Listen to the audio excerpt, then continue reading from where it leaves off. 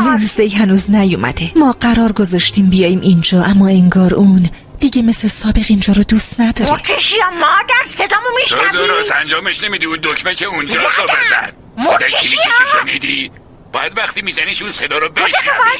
آره همون. عزیزم بگو نفهم کجاست. همین الان گفتم. ونزدی داره ازم فاصله میگیره. اون الان داره تو گودال تاریکی واس خودش میچرخه. این تو خانواده ما ارثیه. نفهم اونجاست؟ نه نیستش. کی اونجاست؟ فقط منم پدر. مرتشیا الان چه مشکلی داری ها؟ دنیا میتونه خیلی بیرحم باشه و اون با تمام وجود میخواد به سمتش بره. این خودته، به تو رفته. تو هم میخواستی دنیا رو ببینی و خودتو پیدا کنی. ما هم همش نگران گوش کن بودیم. مرتشیا، اون دفعه که از خونه جیم زدی و به یه گروه پیشاهنگی ملحق شدی و یادته؟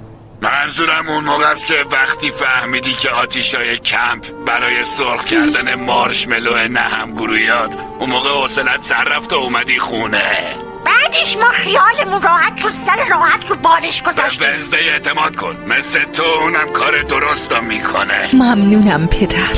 این